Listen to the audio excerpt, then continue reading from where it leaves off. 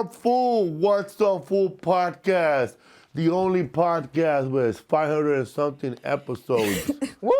What's up, fool? We got Rodrigo Torres right here chilling. Yeah, man. What's cracking, dog? Oh, we got Rizzo right here. They're both black. I guess they just joined Antifa. The Rizzo right here. We got our guest, Morgan Murphy. Yeah, man. Yay! Salud, everybody. Morgan Murphy. Where's yours? Yeah. Oh, right here. We got Tito's for you, bro. Oh, no, this is my And last also one. we have You want some more, Morgan? we got Porosos. Yes. Oh. Bert Kreischer cooked it up. I did his podcast. Bert, And Tom Segura. not something burning, the other one. The Bert Kreischer podcast. Two bears and two bears. No, not that one. His own podcast, the one he has. I'm drunk. Bertcast. Birdcast. I did Bertcast, and I also did I'm drunk his, here. oh man, his wife podcast with Lisa Esparza. So if you're gonna watch Wife of the Lisa and party? I together on a podcast without Rizzo and Rodrigo, go to Leanne's podcast. She has the best podcast, bro, for a woman. Wife of the party. Oh, that's a sick ass name. That is the best name, wife of the party. Because have you ever seen Leanne hang out with Bert Kreischer? At karaoke on the boat. She's usually right behind him with no shoes and waiting for him to get off. And he's the loud one, and she's like the smart, quiet one in the back. But she could get loud too, bro. Extrovert, Don't introvert. get me wrong, she could get loud. It was fun. I got to know her on the podcast. I didn't know nothing about her, nothing. Her and Lisa got along perfectly, bro. They both hate their mom. Bonding, baby boy. Yeah, man. What's up, fool? What's up, Rizzo, man? What would you do this weekend? I was with you. Where the fuck were we at? This guy. Oh, we're in Texas. Yeehaw. We went all around Texas. We went to El Paso on Friday, and then Saturday went to the Buddy Holly performing theater. Yeah. Yeah, that place was Lubbock, strict, man. Texas. No weed. Was it telling you about smoking weed in there? Is Zero. this podcast where Zero. you learn what you did? Yeah. Yeah, the fat want to know what we did. And then they chat live. We go, hey, man, we were there, liar. Because they want to make sure they can take weed to the places we go This to. is a zero tolerance policy. If I see anything, and if I smell any marijuana, I'm calling the police. We got 4 here on site. That was in Lubbock, man. Lubbock, warning man. you. Lubbock, Texas. Because when I said, hey, give it up for Buddy Holly, nobody said anything. I'm like, Buddy Holly's the guy that died with Richie Valens. Like, You oh, been we to know Lubbock, Richie Valens. Texas? What's that? Lubbock, Texas? I haven't been. I mean, I'm aware of it. Lubbock, Texas is like if your plane cannot land in El Paso, it's going to land in Lubbock. That's what Lubbock, Texas is. You only get diverted to Yeah. Lubbock.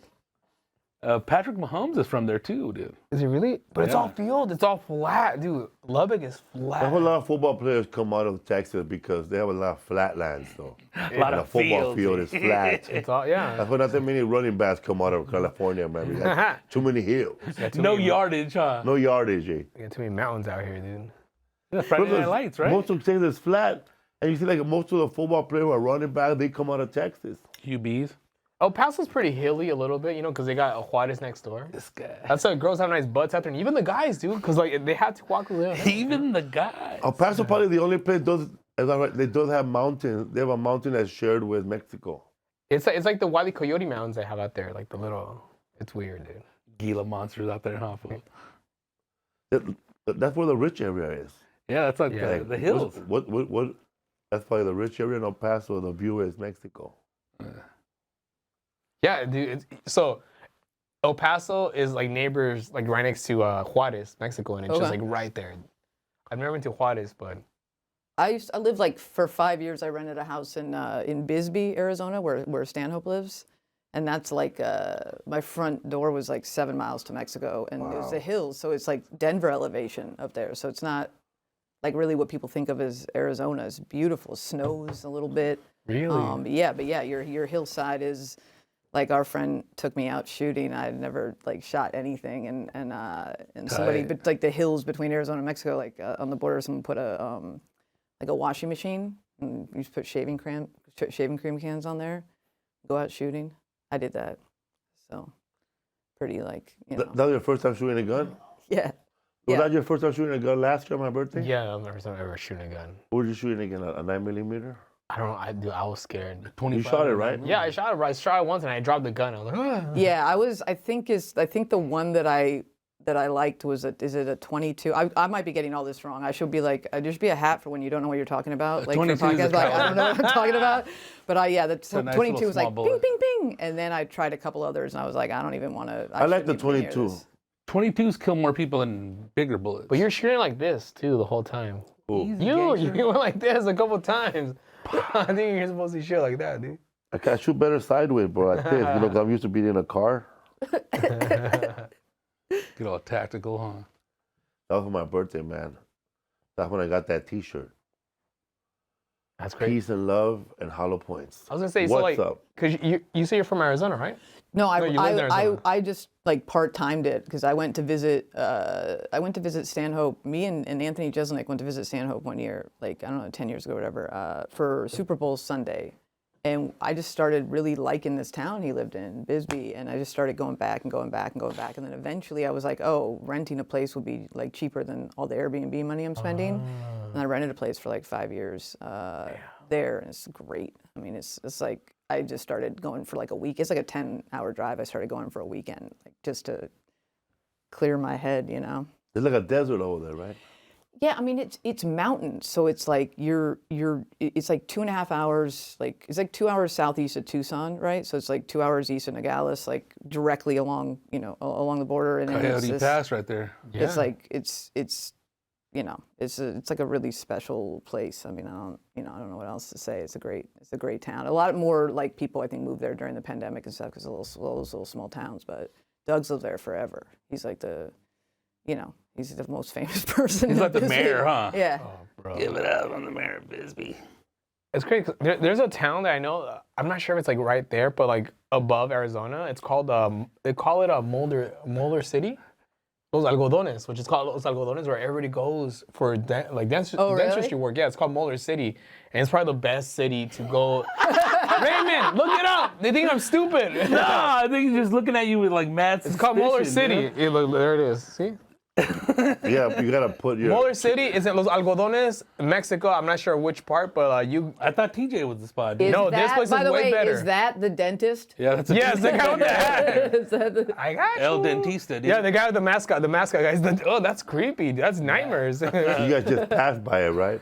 That's nightmares. That's where he was born, dog. Los Algodones, which Los Algodones translates to the cottons, which is funny because, But molars are like.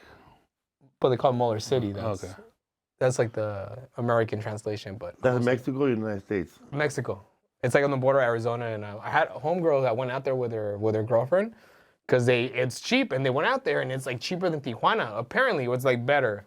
So that area, like if I had if I was in like in Arizona and I was in need of dental care, You go to Los and Algodones. like fast, like if it was Sunday, I could go there on a Sunday and take Yes. care of it. Because, dude, when I went to go get my infected tooth taken out, I called them the day before, and they're like, you want to come in today? Like, I'll go There's tomorrow. a worm in it, huh? Yeah. Do they do they just do basic stuff like teeth cleaning? They like do I need like, everything. teeth cleaning.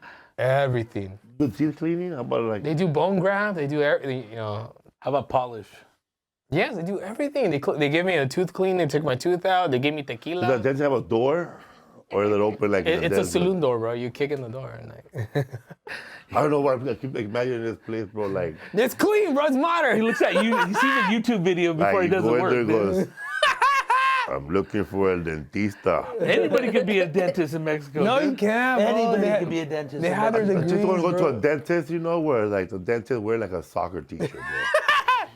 America. Like it has like it says right here, fucking Los Pumas or something. With stains on it already, huh? Or words with a T that nobody heard or likes, Mexico. A dad league. No, but he went with me, and like it was perfect. It's funny because I wanted to go earlier because I wanted to at least get drunk before, because I was scared of the dentist, But they're like, and I asked the guy, can I drink after this? Like, no, you gotta wait like at least like 2 weeks before you drink again. So yeah. So you drank before you went to the dentist? No, I didn't have time to. How bad were the people that were standing in line, bro, before you to go to the He was dentist? the only one, dude. What does that mean though? You're a test case, dude. You're the only one? Patient zero over here, dude. But I feel way better, dude. My mouth. Where's the tooth at, though, bro? They have it to clone me, bro. Your name was rich and real big, eh? Did they fix your teeth, though? Yes, dude. It was. They didn't fix it. They Took yanked it out. They took the infected tooth out. Because I kept getting the tooth abscess right here, the little ball of pus. That's Yeah. nothing to Yeah. joke about, dude. Yeah, and I was getting scared because like, it says People die, dude. Yeah, you can go to your Jerry heart. almost died, dog. I was scared, dude. So I went out there. Because out here, with insurance, it's $900 to get it Yeah. taken out. He was in the Out seat of there- the car like this, all yellow. Out there in Mexico, it was $140 to get it taken out. Yeah, I've been putting off going to the dentist because I have a feeling it's going to be very expensive. Go to TJ. It's the best. All right. You get tacos before, take a little shot before, and then go to You them. should make a trip on it, bro. Let's go. Let me Let's all go. Let's That'd all be trip go. number 2. And then We're do on like trip number 1 over take here. before and after teeth pictures. Morgan Murphy. I can't say the word. I got buzzed. Morgan Murphy. Morgan Murphy, bro. Morgan. Morgan. Morgan Murphy and I, we did Joe Morgan. we did a show with Bill Burr on All Things Comedy. We were playing poker. Mm-hmm. I didn't know how to play, but I was there. It was Earthquake too, bro. Mm-hmm. Oh, like a recorded TV show. Yeah. Yeah. It was it's on YouTube. Oh, yeah. I don't know who won. What was the network? The Earthquake win? I think Earthquake won. Yeah. You guys all played it. It was like, was it on what? Like on what network? It's a cool picture if you see it. It looks like that photo of those dogs playing poker. It's lit very well. Well, That's we were doing original. the same thing as the dogs. The That's velvet right. canvas right there. That's original AI right there. Those dogs playing poker. What the hell? old school. If you're a dog in a cartoon, what do you think what dog would they put you in? Me? Like Hollywood. Droopy dog. Nah, like a Rottweiler dog, a tough dog. The dog that chases Tom? A dog taking a stance right there by a fence, dude. You know what I'm saying? Huh. He got the cat already with the paw. Oh, shit. Man, I hate that dog. That's like a dog. I don't know what show With a that little dog. chain, huh, fool? I don't know what show that dog has been on, but I know it was on like T-shirts in the '90s. Yeah. Root Dogs. It was a T-shirt. Like you get it at the indoor swap meet. It's a Tex Yeah. Avery show. There's still some of those shirts floating around, dog, in the I hood. remember this badass boy used to know. He used to wear that T-shirt that said, I don't know what's the Chihuahua or something that said, I let the dogs out. Or remember the one? Easy, bro. Remember the one that was with a duck and it says I'm the boss? Remember? And the butt has sandals, looks like Stoner Rob. Yes, he had like a tank top. He was walking with a backwards hat. Papa's and beer, dude. You're right though. Those swap meet T-shirts were like the Yeah, swap those meet are I went to as fire, a kid dude. was by here. I went to the swap meet here. Is like my whole childhood growing up, and they would have like the 1 million stoned like McDonald's shirts, and my mom would be like, you can't get that. The bootleg Bart Simpson T-shirts. Yeah. Where are you from? I grew up in Studio City, so I grew up in cool. in the Valley. I was from born in LA. Oregon, raised in LA, and then I moved all around. I went to different school like Fitz, 6th, 7th, 8th, 9th, 10th, 11th. I went to like 6 schools, wrapping it up, 3 states, moved all around, but basically grew up in the Valley here. Wow. Yeah. You started stand-up comedy here in LA or San Francisco? I started here. I did my first set in New York when I was like 19, over the summer, and then I basically started here. I did one set, out there, and then I came out here. I was in college at Loyola Marymount, and I just like opened the LA Weekly, open mic section, and just started driving to coffee shops or at some point the Comedy Store. Would do like the potluck there. You went to Loyola Marymount here? Yeah. Bro, when I was working at the security, I used to send security guards there from my office. Oh, really? From my office, but where I work. From Dispatch. Is that Eagle Rock? I was running the show. No, it's like Westchester, right by LAX. This is Like, dur- It gathers, bro. This is during the OJ trial. During the OJ trials is Yeah, when yeah. I, You got when I all was famous? working there, and then Oh, we had okay. security guards in Loyola, and we had security guards in our building because of Johnny Cochran. You know who else is a alumni from there? Don't you dare! I know we are not allowed to say bad words on this podcast, you- so we'll do it on the page. We'll Ask save her it if for she knows Patreon. him, because he claims he went there, and I'm pretty sure he went there when you were there. Do you know a gentleman by the name of Ernesto Grachelski? No. They call him Ernie G. the big Bam Bam. Yeah. He went to Loyola. How do you say it? Loyola. Loyola. When Hank Gather was there, Yeah, right? yeah. Yeah. He's the one that like held him right, took his last Oh. breath. Shut up. Jesus. That's what he said. I heard he helped Freddie Soda too, bro. R.I.P. Wow, That's he so said sad. that? Wow. But that's a law school, right? The law has a school, law I school think, as well, is like right? downtown or Okay, something. my bad. I was security at the law school. You know, I abide by rules.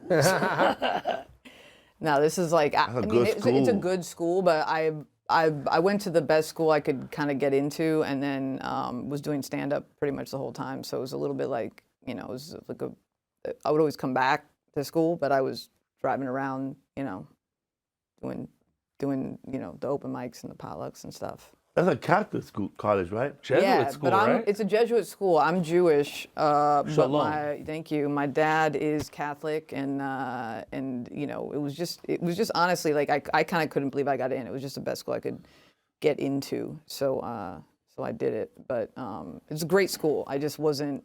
I always tell people like I guess I learned stuff. It was great. It was a great learning experience. But the whole time I was doing stand up, that was kind of what I wanted to do. That's different, right? From that big church over there before you get to the Coliseum. That's not Loyola Marymount, huh? That church?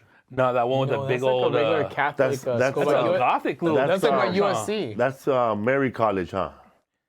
Mount St. Mary's, Mount right? St. Mary's. Isn't that an extension of UCLA or something like that? Or USC. Yeah, one of I those. don't know. That's Yeah. another Catholic school. It's tiny. It's very private. Yeah. And they used to have stand-up comedy there. That's what they Yeah, bro. That was a good ass gig Really? right there, man. $150, but it was good. I used to USC? put on Stinky room. shows at Loyola Marymount. I'd put on shows, and people would come do like comics, you know, like the Doug Benson, Sarah Silverman, like BJ Novak, the people I, you know, at the time that I knew would come down to my college. Like I have pictures of like Brody and Zach Galifianakis and stuff like at my college balcony where my friends were just like, your friends are old. Like my like all my like I remember my college graduation like down there was like everyone who came was comics, like all my college graduation party, and my parents were just like, did you meet anybody from college? And I do. I have my best girlfriends are all from college, but when you have a graduation party and your mom's meeting like Eddie Pepitone, it's just like, what is my daughter doing in college? Who's this guy? That's funny. Your friends are old. That's all because they were probably like what in their 30s, but like when you're like 19, 30s, like that's 40s, like old. yeah. So and then some people were, you know, in their 20s, and you know, I like obviously had more in common with them, but I didn't have common. Like I was driving back to my dorm or driving back to my college apartment, you know, after these shows. So I was definitely like the baby. Your show's on the LA Weekly, huh? Huh? On the LA Weekly as a stand-up show to go to? Oh wait, you mean like Back in the day. back in the day? I would open, you know, the LA Weekly would have just a list of like Yeah, open your show mics. was there on it, huh? Oh, the one I showed that I would put up at Loyola Marymount? Yeah. No, it was No? just like 'Cause I remember seeing your name a lot back in the day, Oh, really? like doing shows on the LA Weekly. Oh yeah. I would see yours, Jerry Bednob, the fucking Turban Cowboy shout out. Montreal's finest right there. Because he used to perform a lot at that club that closed down. Some guy with big eyes used to perform there a lot. I would try to get students to come Igby's. to these shows. Like I would be Igby's. like, there's comedians here now. We're just running around Yeah. trying to get people to come into like a little. You're like barking. I'm barking on my campus, and there's like professional comedians that came down, and we're just doing like a free show. You know, it was obviously very nice of them, but then just college kids are just like, oh. And these were legit comics that were like on Conan, Tonight Show.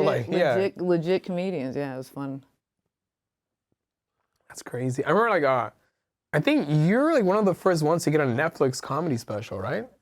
Well, so this was like, I don't know, 12 years ago, 14 years ago. I taped it myself. At Nerd Melt, right? I remember watching it on Meltdown, Netflix. yeah, and then like immediately sold it for, I don't know, like twice what I made it for. Whatever it was, I think I made it for like 15 grand. Whatever. At that time, like it was like all my money. So somebody offered me more than that.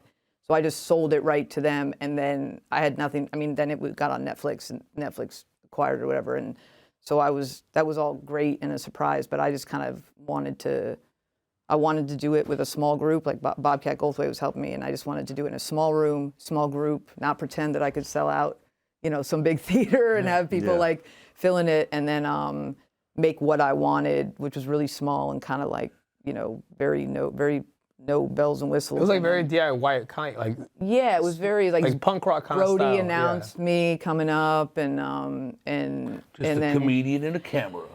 I can't sell out that space, and I don't. Smoking Even, shit. But I think that's Later. why. But I think that's why it stood out so much because it was so like DIY. It was just like it wasn't like other specials like where it's like a big theater. It was just like kind of Yeah. like this is different. It's like There's no budget. no. Yeah, but I it mean, just- I don't it just even seemed think different, you know? think today it's something like Netflix would pick up. I think I was also lucky that probably that Netflix was like kind of new, and also maybe lucky that like I'm not like a real song and dance performer, and so I think that it was just like here's my jokes basically, and so I was glad, yeah, because I don't really get recognized or anything, but every so often, mostly someone will just yell Netflix, like they'll just yell the word Netflix at me.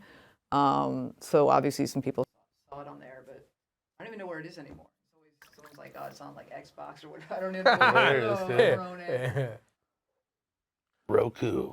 My special got lucky enough to be on Netflix by someone else too. Really? Oh yeah. Because I did it for Showtime with the same day that, remember the same night that Bobcat Golding did his special. Alex That's your Theater. first one. Yeah. Yeah. Because you had like that shit came out on Showtime, but then that shit blew up on Netflix too. It was like another, on like the second. It helped me more when it was on Netflix than it did on the other place. Because that's when Netflix was blowing up too. On like before comedy specials were like And also they were looking for Inception. content at the time, so they were like, put on the binoculars. no, but like at the time they're like, That's because it was so brand new, Because yours was one of the first ones on there, right? I think so. I'm gonna be very honest. Like Even before Felipe. I like Yeah, have I a don't real remember. weird like Yeah. relationship with us. I watched it once. Otherwise, I listened to it to edit it because I can't really watch myself. And then I sold it, and then I had nothing to do with the rest of it. So everything else was like kind of a pleasant surprise. Which, Oh yeah. I wouldn't recommend to people if you want to like make money on something for a while and you believe in it. But I just like, for me, the business part of it so foreign to me that I was just like, fine, here you go, and I get my money back. And then it was all like people would tell me where it was, and that was exciting. You tour with other comics? Yeah, sometimes. I mean, it depends. Like, Like who? well, like I had the last handful of years, like I've gone out with Attell, which is like always so fun. I had like a little bit of like a health issue in like 2020. So when I was kind of coming back out of that, like Michelle Wolf had me out, and I would, open, like I was middling, trying to just get, kind of my feet wet again. So like Attell and Michelle Wolf and, like back, 2017, 2018 and stuff, I would open some shows for Louis, before the, all the stuff or whatever. I always say like that year I was opening for Louis and writing on Roseanne, and I was like, my life is, does it get better? Before it became the Connors. Yeah, that's And badass. then everything blew up, and I was like, oh shit, oh shit. What happened, man? You were telling me that you say you wanted to, when you got to a certain age, you say you wanted to face your fears. Oh And yeah. you say you were afraid of water, Oh yeah, moving water. yeah. I was afraid of like being in the ocean where you couldn't touch the bottom. Oh, that's Oh. scary. That's scary as fuck. Like I'm pretty the good. mermaid Like deep. Always tippy-toeing, but if I was yeah, tippy-toeing, I'm gone. yeah. I can't tippy-toe where the water be up to here and you're still Yeah. trying to reach. swallowing that salty water. do it. Yeah, when I turned 30, I remember thinking like, oh, I gotta confront this. So I started like I just started taking surfing lessons. 'Cause In then it Venice was- Beach? What's that? In Venice Beach? Well, I went once. I was like seeing this guy, and he was surfing, and he took me out once, and it was too cold. I guess it's too cold. So then I started Googling like, where is the water less cold? Where is the water less cold? And I just started taking myself to, like, I took myself to Mexico and then Costa Rica and then to Nicaragua to these like surf camps. Surf Nicaragua. And I would just go by Vomitos. myself, but mostly it was just to try to confront this fear, and maybe learn how to surf while I was doing it. But I never got good at surfing. Terrible. Couldn't do the pop up. You know what I'm talking To get about? on your board? Huh? To get on your Yeah, board? it's you paddle and then you pop up. I always want to learn how to do that, even with a bodyboard. Yeah, it was a pop up and it just You go under, yeah. bro. You hold the board, and you go under the wave, and then you pop out all over it when it goes Yeah. over you, and you catch the next one, then you hop on. Yeah. But that pop up is like, I seen it It's everything. on a thin person, on a fat person, they do it. And it's Technique. just, I don't know how they do it, bro, but you're already on the board swimming, you're getting at full speed, the wave comes, but then you go up, you go on like a dolphin, you come out the other side, then you ride the wave. It's hard to do. You got to pop up on the surfboard so fast. Yeah. And that's I could never do it fast. So by the time I would Buoyancy. maybe even get halfway up, I was too far, like the wave had already passed me, Yeah. you know? Oh, that And they sucks. push you, like it does, there is something pathetic about needing somebody to go out with you, Give me a right? boost. Hang out, hang out next to your board. And then you're like, they teach you how to, how to paddle in, but then you feel yourself go way faster than like, because somebody's behind you Didn't catch pushing your you're like, rhythm, I'm not messed doing you any up. of this myself. This is my self-esteem is destroyed. And they push you in, and then you can't pop up, and they've done all this work to help you, and you can't finish the job is sad. But for me, I just went because I knew that I could just go out far in the ocean and someone would be next to me. Like a princess or a Also, king. so huh? pop up is when the wave's behind you, not when you're trying to get to the wave. Well, no, it's you yeah, gotta- it's when it's the in the wave's middle of it, coming too, though. behind, Yeah, right? and you pop up. And then they push you like into the wave, and you're supposed to pop up as the wave's Okay, like that's curling. different. But I just could never get up, and You're then you supposed to ride the wave a little bit like. Because I could never Yeah. get, I never got to that part because I can never get the other part in where you get into the wave and you're gotta swimming. cut into it. That's and you're what you need to go and to. you're cutting under the Nah, wave. you need to You go to a cut place where into a guy gives you a little push. You need a guy. You need a guy. So what happened? Did you make it? You got hurt? I got up a few times. That's the only parts I have pictures of. And then I otherwise realized I just like going to like small surf camps. It's a great vibe. It attracts people from like all over the world. And if you go somewhere, pretty cheap, it's like this. You get like 18-year-olds to like 70-year-old doctors or whatever, just people who just want to go do something outdoors. That's and it was fun. It was like really every place I went was a different vibe, but like all fantastic. I thought Nicaragua was the best though. You told me that you went that you got hurt and somebody took care of you. Oh, I got sick. I got That's right. You I were got- food poisoning or something. I got sick. I got crazy sick in. Was it the water or what? I don't know. I mean, everyone was drinking, but like ice. this was like where you think you Yeah. have a little hangover and you realize, oh no, I'm like deathly ill, and I kept staying sick. And What then, was this at? I'll crawl into the Nicaragua, phone, bro. huh? Nicaragua? This was like the southern, Pacific coast, and I got really sick, and suddenly then they were like, oh shit, we gotta like do something. But the only place to go to was like a clinic it was kind of like a sponsored clinic. They didn't even have a hospital where you were at. No, it was like a sponsored clinic in the middle of. I mean, you're driving past people like boiling their water, and they're it's like a lot of Killing the ranchers, a germs. lot of like going around cows and stuff. 200 pounds died. You have to go to you have to go to the capital then, right? Or Well, no, they took me to this clinic and for a real hospital. just to kind of get fluids, and and they were so great to me, and I'm like so ashamed of not speaking Spanish because I grew up in LA, and but I spoke no Spanish pretty much, and the nurses there didn't speak English, and they just like gave me Lo fluids siento, dude. they gave me fluids and fluids and fluids, and I finally felt okay to like even move. It's this place. It's like I don't know the group. It's like a Roberto Clemente clinic is what it's called. So obviously there's something with with like the bigger sort of nonprofit entity up there, but down there. But yeah, they were so good to me, and I was like, oh, how much do I owe you? And they were like, oh, it's a suggested donation of like $30. It was so crazy Wow. that then I was like, well, you guys might have just saved. Like I think I was just gonna die. Like I was so grateful that I was like, oh, what can I do? And they showed me like all these programs they have there. So I like ended up, sponsoring kids in their, in the village for like school supplies and medical care and stuff. Just because this place was, they were like going to say, no, it's fine, free, you can leave. But that was my But before that, it was, one of the best trips of my life.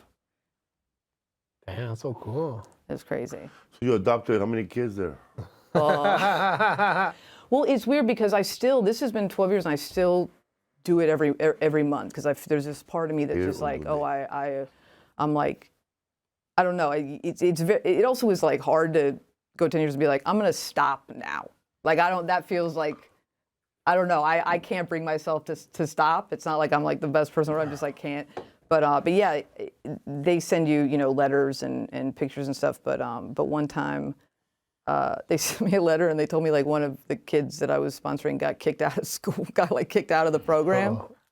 He was like, I don't have any kids, so this is the only letter I've ever gotten that like your kid got kicked out. Got kicked out of school. Senora. I wanted to like go down there and be like, come on, man. It was sad and regret that we kicked out Memo. Ditch school for going to go surfing. Huh? He joined the resistant militia. It was called Parent Media. Was it called? Is it a jungle out there where you're at, or what's it look like? It feels more like ranch land kind of, and then the coast is like a jungle, and then you drive. Like I was like 4 hours or something from Managua, and then that's like more like a city. And I went in there for a couple of days just to like recover. But where I was just, I mean, it of all the places I've been, it was definitely like the most. Where I went was like the kind of the most rural, I guess, which is part of why there was no hospital anywhere. But yeah, they were. I mean, it was.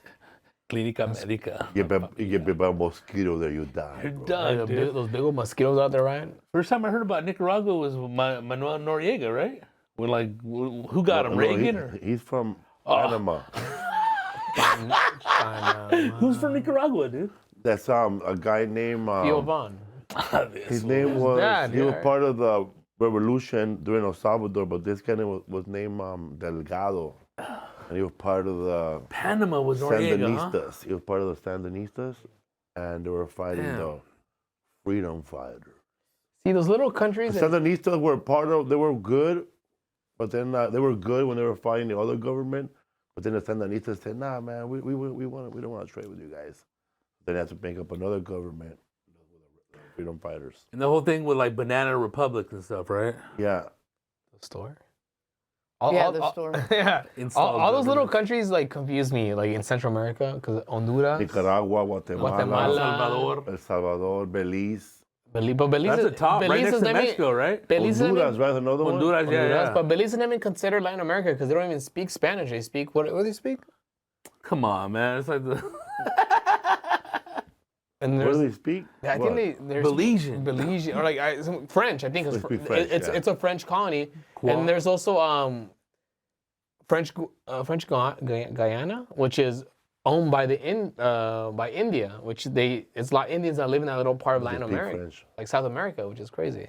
But some of that part of Guyana is owned also by the Dutch, too. Yeah. So it's like it's Curaçao is owned by Netherlands. oh shoot, I owe him money, bro. So you have a Dutch guy come Crazy. and beat your ass with wooden shoes. Hey, bro. colonies, right? Yeah. You got shows coming up, bro? Yes. Friday, I am going to be in Oxnard, Levity Live with Saul Trujillo, Oh man, can't wait for. Jay Valentino, and some other people. If you're in town, you want to come down, bro. It'll be fun. How about you, fool? Next week is gonna be with you in New York. New York. Yeah. Oh, what are you Well, guys that's doing? what What are you goes- guys doing? Sony Hall? No, it's another one. Oh, I don't have my phone. I'm all wrong. Sony PlayStation Hall. I wish. No. And then Saturday, I'm going to be in San Diego with Jason Ellis. It's going to be a skateboarding show. What's the little Skaters that do audition? comedy. I'm one of the skaters. Jason has tattoos, right? He's with Sirius Radio. He's the Australian guy. Australian, He right? does a podcast with Tony Hawk. Hawk versus Wolf. You skateboard? I've been skateboarding for like 24 years, 25 years. I always wanted to like be a good when I was a kid. I always wanted to be a good skateboarder, but then I fell off one. And now, I had a terrible concussion. Like I had to go to the. Why are all my stories about having to go to the hospital? The ER, huh? I actually I haven't had that. You know, I've only had like fall down stories. You know, pretty much. But yeah, I was in LA. I was like 7. Just fell off a skateboard. It was with like my friend and his brother, I was always hanging out with like boys, and fell off bad, smacked my head on the sidewalk, and they had to like send an ambulance, and Damn, an ambulance? Yeah, it was like crazy. Like I was like disoriented. I took off my clothes. I got into a bathtub, like empty bathtub. Like I was totally out of it. My mom was like, "You can never ride a skateboard again." Look, before helmets on. I smacked my head once, and then I remember after that, I kind of learned how to pick up my head when I fall. But the biggest hill, what's it called? I ate shit up. It's the biggest hill in, I think, all LA County. It's called Baxter Hill, right here in Echo Park.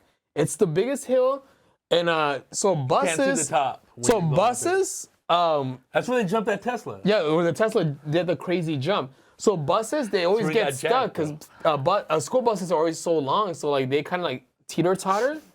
So look it up. Baxter. Baxter's Raymond. They be stupid. It's right by my house. Yeah. I'm not even saying you're lying, but what's your story? Baxter. I just saw like That's where the fawns jumped that hill, right? the shark.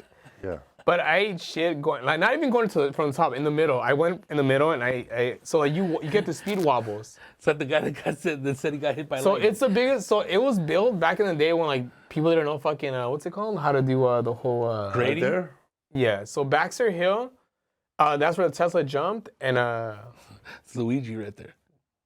is that Baxter? Yeah, that's Baxter. That's in LA? No. Nah. Baxter Hill is. Baxter but Hill, like Baxter Europe out Echo there. Park. Yeah.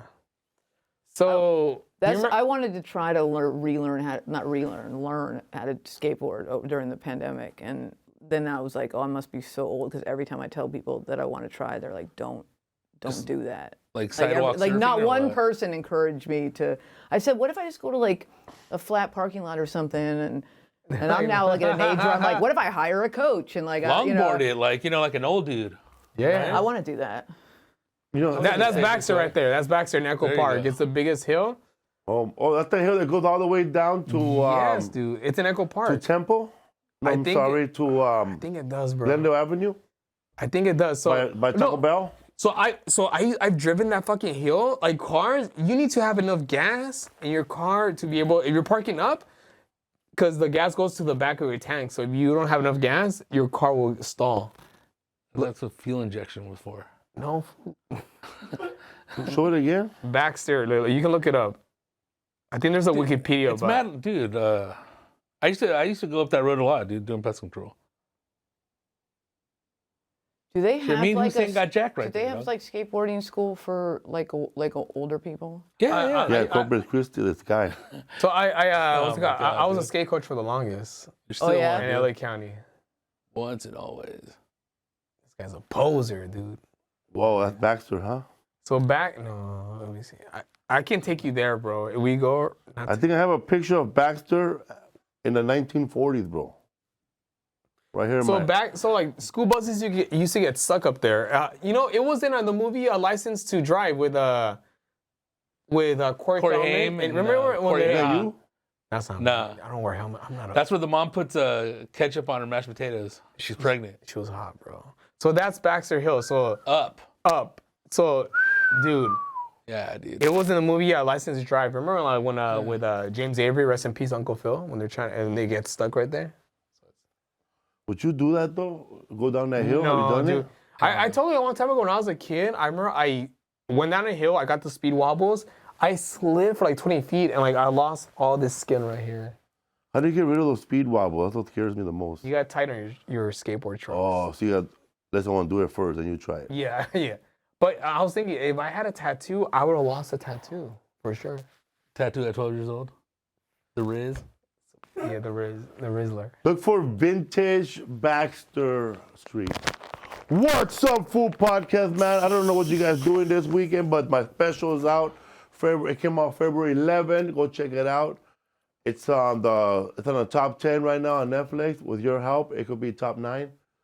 Yeah, man. What's up? Raging And, Hell yeah, dude. Also, man, Morgan Murphy, she's a writer right now on Shifting Gears on ABC with Tim Allen. Yeah. There was a guy, well, you know Mike Young, comedian? Yeah. He's from Detroit, Okay. but he's a Comedy Store regular, and we were working with him.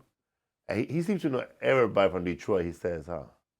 When I told By him the way, I know everybody now just from Instagram. Like I feel like I know more comedians than I've ever known before, but they don't know me. I just know people from Instagram. I just sit at home and I go like, that guy's funny. She's funny. Because I told him about the show. He goes, he's talking like, my girl talks about, he knows everybody. He goes, yeah, that's my girl. That's on the show, man. The showrunner, Anastasia, or something like that. Michelle? Yeah, that's what he said. Yo, that's So my girl. There it is. That's the old school street right there. Oh, yeah. So PBS has a article. That's the street, right? Look. Yeah. So PBS has an article. It's called "How Baxter Became One of the LA's Steepest Streets." So it's crazy. So yeah. What's it called? Dead Man's what? On the top sentence? From Dead Man's... Dead Man's Curve? I bet you the mailman must have hated going up that hill, huh? So yeah, dude, I've driven... I remember when I used to do Lyft in Echo Park, you really need to press the gas because it's steep as fuck, dude. It was the worst delivering on those hills right there, parking my car. You drove it off stick shift? Bro, if you don't put park, your car will go down. It's Baxter Street. It's crazy. You should try it. You should Let's do, go. That street came out Ride a of that movie bicycle, bro. with Jim Carrey. I think it's been in so many movies. Dude. Which one? The one where he's the liar. Liar? The second one. What? Liar 2. Which one's that? Oh, my God. Which one? I don't know, but he's dropping off a girl right there, and he starts lying like a motherfucker, and he gets There's slapped. 2 liars? I think think so, right? There's one liar. One is Yes, called Man. One is Yes, called Man. Pants on Fire. Liar, Yeah, liar, Yes Man, liar? right? It's one of those ones, dude. What's the one in between Yes Man and that other one? Fibber. I don't know. What's it called? The one where they make their memories go away? Not Cable Guy. Eternal Sunshine of them. Oh, Eternal Sunshine of Spotless Mind? Yeah. Yes Man, Liar. Yes Man. That was Yes Man and Liar. I think Yes Man. Or Liar. One of those. I want to say Liar is New York, no? The only reason I know is because the Moose Lodge bar is in this movie, and I was reading an ad that I used to go there before this bar came out in this movie. Now it's over. Oh, it's all flooded with It's people all now. flooded with people, bro. She's so beautiful. No, she's beautiful now, but I was looking at Kate Winslet. She's so beautiful. Yeah, she kept it together for years. I mean, still. Yeah. She looks better now than she did before, I think. Did you watch was it a cop show she did? The Mayor of Easttown? Did you watch Mayor of Easttown? I watched a couple of those episodes. She's so good. It's so good. I loved it. Love I Actually. loved it. That's good. That's good. She's in Love Actually, right? Kate Winslet. Is she? Is she in that? It's like my dad's favorite movie. And then she's in that other movie right now it's a series on Netflix. Oh yeah, like the British dude. Yeah, she plays like the head of something. I haven't seen that one. She's been working forever, dude. Yeah, Mayor of Easttown I like because the lead character is like a cop who was a high school basketball star in the town, but it's a woman, which is like you just don't get that a lot. Is like that character you've seen a lot, but it's this mom and she's. Yeah, I like that. That was also like the last time I remember people like gathering on like Twitter or whatever and just being happy they saw a show together. Like people be like, "Oh, did you see Mayor of Easttown?" Now nobody's happy together on there. Nobody. Sad. How'd you get that job on the Shifting Gears? Oh, well, I had written on another ABC show for the last Lopez? Abbott Elementary. Oh, hell yeah. So I was on that for the first few, like, I don't even know, it's not, I'm not like exclusive to them, but most of my last jobs have all been on ABC. I did the last season of Modern Family. I did Roseanne. I did, and I did three and a half seasons of Abbott Elementary, and then literally on a Friday went over, wrapped up there and took the job Monday on Shifting Gears. My friend Michelle took the job running it, and I was like, hadn't worked full time in a while, and missed kind of multicam too. I really like working on multicams. Like for me, that would be my dream. Like run a cool multicam. Like I hadn't been on one in years, and seemed like there's also just not a lot of shows getting made. So it seemed like, all right, For real. yeah, go and make this thing. And like the best part too is always just if you can get like a friend to come on. So Felipe was nice enough to come do. Throw me in, bro. Hell yeah. To come do a part. But yeah, Sean William Scott and Kat Dennings and Chill Mitchell, and yeah, it's I like that live audience thing, and Did they like me? they loved you. And the audience too was also like, the audience was like yelling, Felipe! Like it was like during the taping, it was just like so excited to see him. But yeah, it's it's nice. It's also, look, my stand-up is my stand-up. I do it. I'm not, I think I'm pretty aware of my limitations as far as like, I'm not some big, touring thing, but I also I like doing stand-up because I can keep it, kind of stay honest to myself or whatever. And then this show is like a family show, and I like doing that. I'm like, okay, that's my job right now, is I'm not going to write like my most pure thoughts, the whole time. Like, you got to understand, like, this is a job, and, my little cousins can watch it, with their parents and stuff. So I like that stuff because I have a place to go do something that is sort of unfiltered, unwatered down me. And then the day is like, I have a job. I'm grateful to have a job. So I don't know. How hard is it for a writer to like step into a series and catch the rhythm of the show, like to be a writer? Like, I think it depends. I mean, I think sometimes there are writers who they only write their thing, and they're brilliant at their thing and don't even want to be a part of something else. Like for me, I've always been like a real nerd about comedy in the sense that like I love comedy, and I love kind of why is that word funnier than this other word? Like I used to think about that. That's like when I was like 16, I'd be like, why is that word funny? Like, so for me, these jobs are always like some new puzzle. How is this funny? How are people on this show funny? I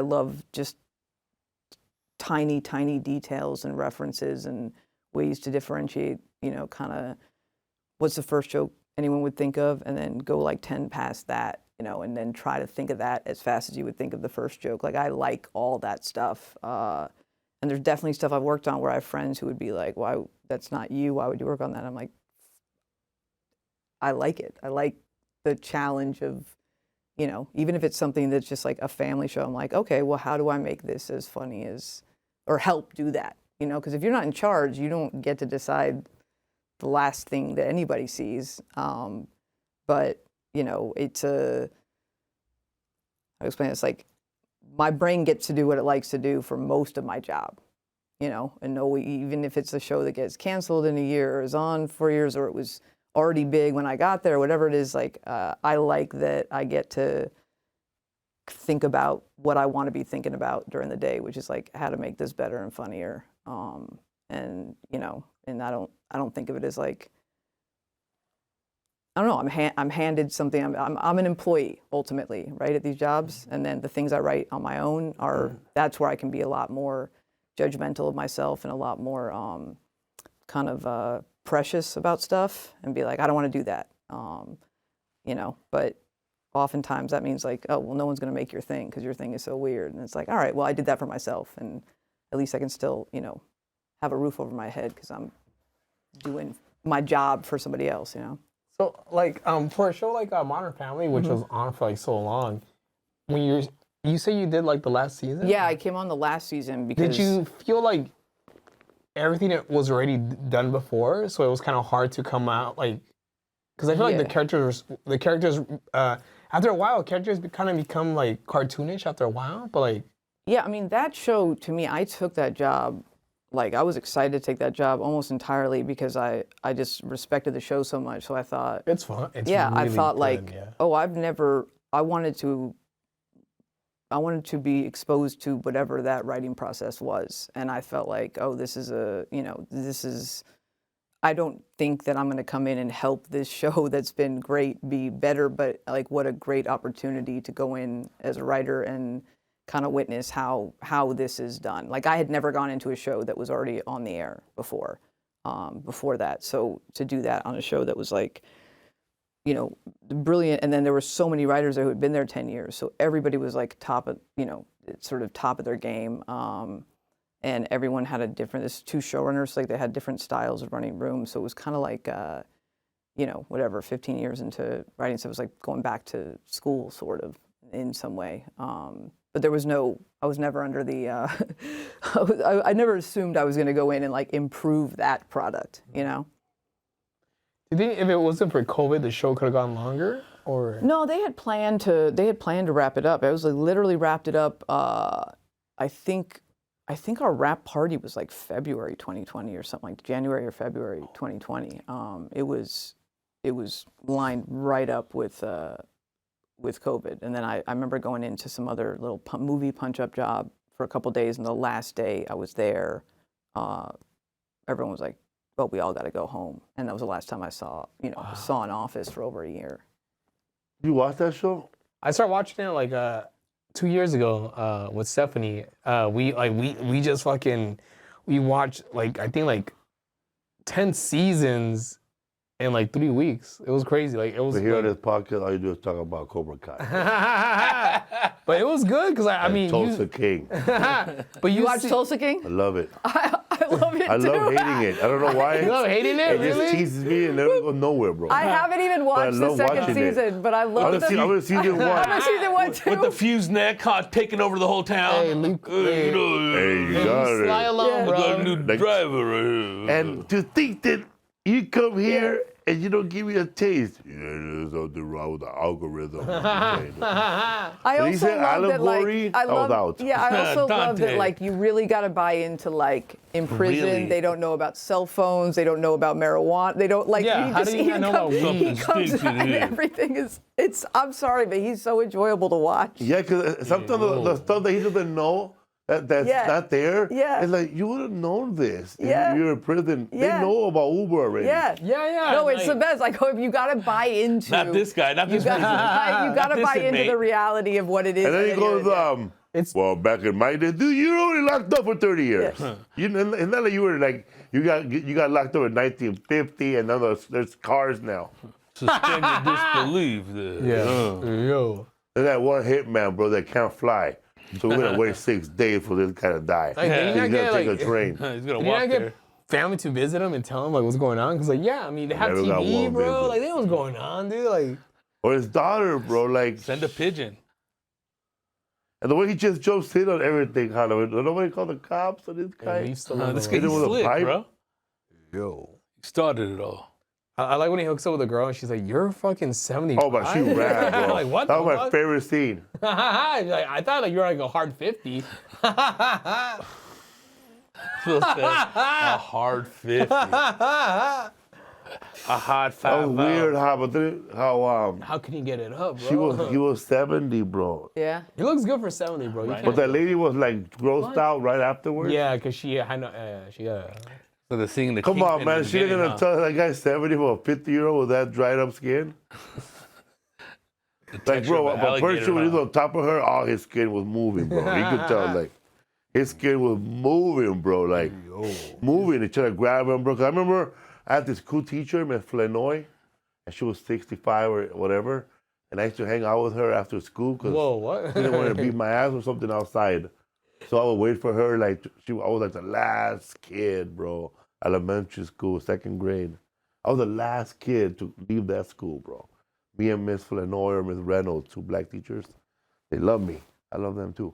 They always give me hugs. But one of them was older than the other one, and then I would always like, she would hold my hand like this, and I would hold her hand, and I started like playing with her arm, and then I would squeeze her skin and then scrape it, because she was so old.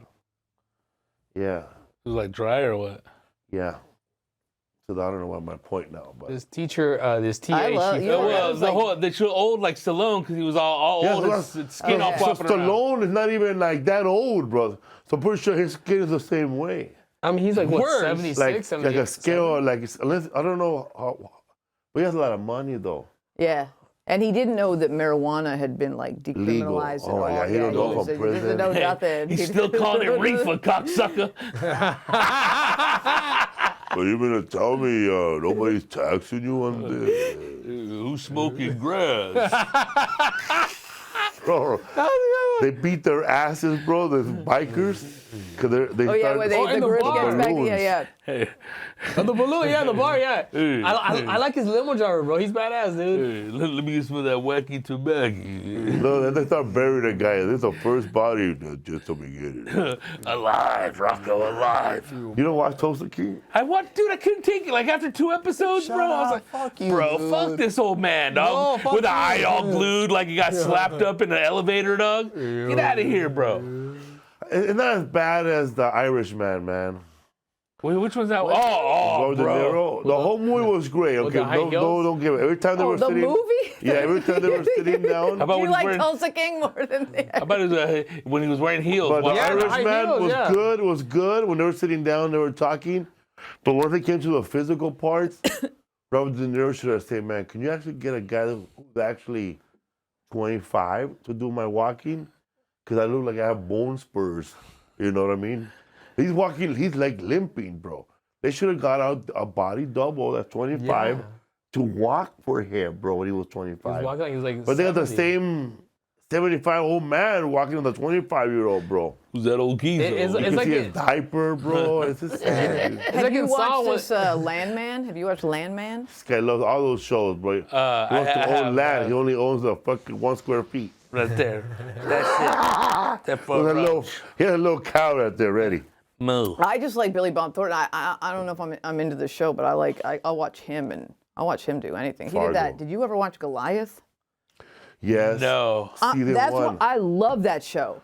I love that show. I never knew. I got sad when they ran over that lady, bro. I thought she was going to be there for the whole season. I was waiting for David. It was a good show, bro. Is it on Amazon? Amazon. Was that Amazon? Oh, yeah, that's It's an fantastic. original Amazon show. There was only 1 season, right? I think there might have been 2, but I don't know if it was one. I just watched them all and then I was done. Good. That's what I also don't like about streaming is you look and you go, oh, it's 2 seasons, like 2017, 2019, and you're just like, oh, there's no, like, I don't have anything to look forward to after. You already know it ended when you started. That's it. What's the point? There's some show that I thought they avoided for the last 5 years. I started watching them. They're good. You, Murders in the Building, bro, with Steve Martin. Oh, yeah, that's and great. Martin Selena Short. Gomez, yeah. Selena Gomez. See, I don't like watching shows when they're popular. I like to wait till it dies out, you know? Well, I saw all of them, bro. I didn't even know that show. I thought that show ended, but they're waiting for another season. Also, Search Party, bro, Who's in That's on really HBO. funny. Really funny. You don't get the ending just throws you off because you didn't expect that to happen. Have you watched the other 2? That's like one of those shows where I go like, oh, when people say something's funny and then you tune in and you go, I don't see how funny it is. That was. Which was the other 2? What are the actors' names? It's like the creator HBO? actors. No, it was what other 2 on? From, I'm so embarrassed because I don't know. Goonies? what I haven't even everything's seen on. it or heard about it. from the Goonies? That's No. all right. It was like Ray, come on, man. Google the other 2. Raymond. Ramon. It's not the guy from the Goonies, right? The one that got popular recently? With, Oh, you're talking about Sean. Wait, Josh Brolin? No, not Thanos, bro. Queen. I can't, I'm gonna sound racist, dude. Hold up. this is how. By the The way, do Asian you guy. guys think this is how I sound about every show? Won an Even Oscar, shows right? I like. Shows I like, where I'm like, oh, you know that guy and the other one, and I think it's like I don't. It's definitely the phones, right? Like the phones of our Yeah, brains. man. But like everything is vague in the way that I describe it. No, So not, much not, not info. this homeboy right here. No, Data? Data, yeah, he's like so big now because like. it ain't a national. No, not Data, all right. Oops.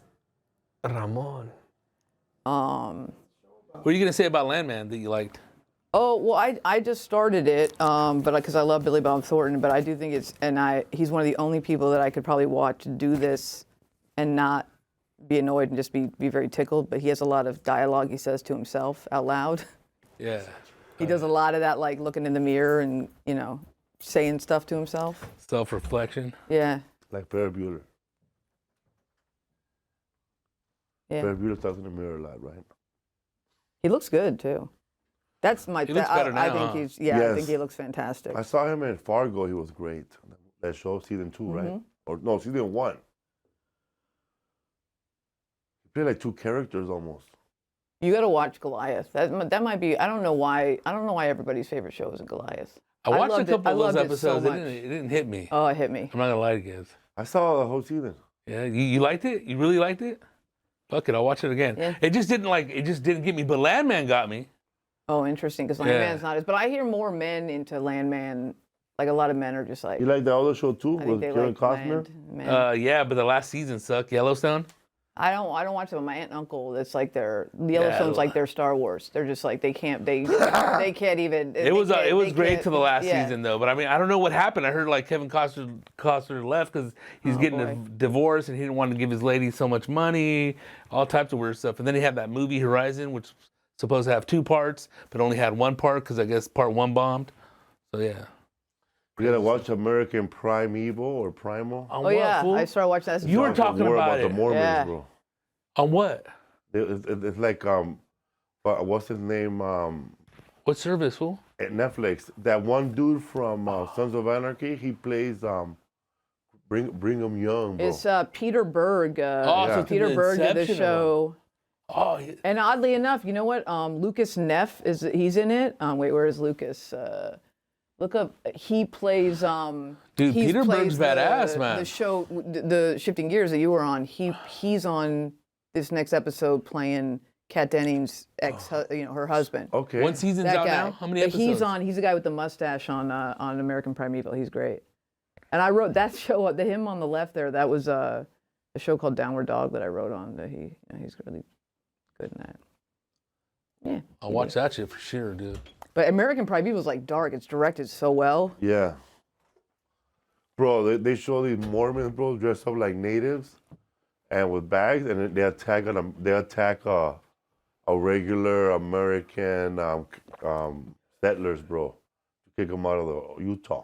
Does he even talk before they get to Utah, or it all starts like in Utah? It all starts in Utah because it shows They got them- persecuted somewhere in the Midwest, they got right? kicked out of Illinois. That's what I'm Skokie. saying. Yeah. They got There you kicked out of go. Skokie. Yeah. Yeah, there's a big old story. Bro, with those man. fools. So There's a kid in that's so good, but he always like has to act so scared and stuff, and it freaks me out how good this kid is at acting like he's in pain. Where you're just like, oh, that seems like a skill a kid shouldn't have. Like Bro, I that's believe badass that acting, this, huh? it was a great act. It was fuck it's so well shot. so It's the Peter rednecks Berg. It's don't so well give shot. a fuck. Letting them go. You're gonna need more wives. Yeah. You're gonna take us on. Hell yeah, dude. What is it, like 10 episodes? 7? Yeah, 6? man. Yeah. Then this guy Brigham Young is there, bro. Yeah. Before he had 56 wives. bro. Young? He's like in his 40s, but he's the governor of the governor of the Utah territory. Damn. And they want to secede, bro, from fucking America. Really? already. Yeah. Right before the Confederate, bro. So America probably beat their ass and put them into shape. All these little problems, Yeah, put always, them huh? into shape and fucking went to go fight the Civil War right I after. had to fight these Southerners, man. Because those Mormons were they were making peace treaties, bro, with natives, bro. Were they Hey, really? They didn't want that. They want to encroach more, eh? We'll keep them from encroaching you, and they want to encroach us. At the army. So much encroaching. But, bro, there's this thing on TikTok now, like these old natives. But you got one in a rabbit hole right after this show. There's these natives who worship a Jesus Christ figure, a Jesus Christ figure that was native even before back in the day. And then like some Mormons jumped into the conversation. Yeah, that's the Jesus that we saw. Oh shit. You know what I mean? And they're trying to What's piggyback saying? on So that. they said that Jesus Christ actually walked in North America back in the day. That's, But the natives have a version of a Jesus that their version of it. Similar. Question. But some Mormons are claiming on TikTok that that's the same one that the guy saw. What's his name? The Mormon guy. Joseph Smith. Joseph Smith saw. Yeah. Who gave him the Tablets. tablets. And he gave that guy a Apple peace tablets. pipe or whatever.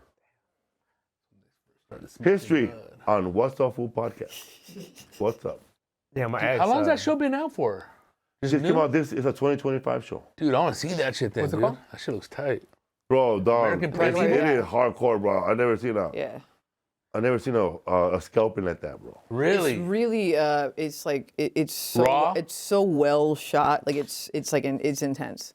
Crazier It's than dark and 1,000 intense. House of 1,000 Corpses, the scalping they did in that movie. Which one? House of 1,000 Corpses, remember? They did that crazy scalping. Shows. It's the Rob Zombie movie. Horror movie. Crazy movie. They did a scalping in that movie. I don't like scary movies. I can't. Fuck that, dude. I don't Neither do I, understand. dude. Yeah. It's The scary. heebie-jeebies, I don't. dude. It's like people whiting like it scares me. It makes me feel bad. Like adult, being huh? scared feels bad, and I don't like to feel bad. It makes me feel uncomfortable. I get anxiety. I still watch. I do it like this. Just Like, more. I can't do it. Welcome to the bay, bro.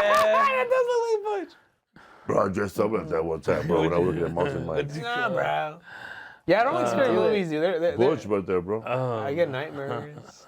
I just heard somebody talking. I think it was like Mina Kimes on like a podcast was talking about how there's a podcast. It's like somebody on a podcast talking about there's some podcast where they describe scary movies to you, so you don't have to watch them if you're scared of them. Like you can learn what happens without being scared. I'm like, I might do that. What's another great joke about that, huh? Who, Todd Berry? No, Shy Tony. Shite. Oh, what's the joke, fool? Remember he said that there should be, wow. Hugh Moore, baby. Hugh Moore had a funny joke about horror movies. I love Hugh. He said, Oh, should the be- string. oh my fool. God, tell her how to go. I don't, dude. I'm barely He said remembering that there right should now. be horror movies for people who are afraid of horror movies.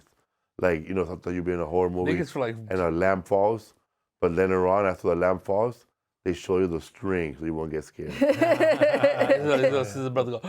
Oh, I just seen the string. Yeah, I'm butchering it, but yeah, it's funny, man. I love Hugh. Hugh's a great writer too. He's funny, man. That joke he Hell has yeah. about in his neighborhood, people die from natural causes, and people are confused. Who the fuck's natural causes? I like when he was on Sinbad, when Sinbad had a show, and they invited Big Boy on the show, and Big Boy invited Hugh Moore, and he was a ventriloquist named Shy Tony. Shy Tony, bro. And then Shy Tony was so hilarious because he goes, "What's up, man? How's Shy Tony?" Hold on. Then he just moved the mouth and moving by the ear. Shy Tony said, "What's up, y'all?" Yeah, so the puppet's whispering in Hugh Moore's ear. And then Hugh Moore is talking. And he says whatever the puppet's saying. He's so funny. He's so funny. He said, "Jay-Z's great, but Puff Daddy the best." Well, look it up, bro. Shy Tony. What's up, fool? You ever no, that's not Shy Tony. That's Shy something else. That's shy. It's on You ever wrote a movie? Oh, me? Yeah. Like you're looking right at me and asking the question. And I wrote one with my friend Ali Waller. We wrote one. Ali Wong? Ali Waller. Ali Waller. Yeah, we wrote. We had written on Late Night with Jimmy Fallon. So this was like before Tonight Show. Right when that started, we wrote on that together. Then we wrote a movie together, and then it like we did it for fun. But then it made like what's called the Blacklist, which is like this like list of. It's like according to them like the best non-produced scripts from that year. So then we had like a bunch of meetings for it, and then I found the whole process to be so crazy. Like it was so much work. There were so many meetings. There were so many what ifs, and I was like, and nothing happened, And I was like, I don't know if I want to do that again. Like that, I like writing. I write a lot of pilots and stuff, but that process was like the movie thing was especially crazy. What happened when you got sick? Because you were talking to my wife and you told me last time. Oh yeah. But you said you were working on a pilot, right? When you got sick, or well, no, I was working on Modern Family, and then started to feel some I was like some issues in my like head and my throat and stuff, and then like the headaches.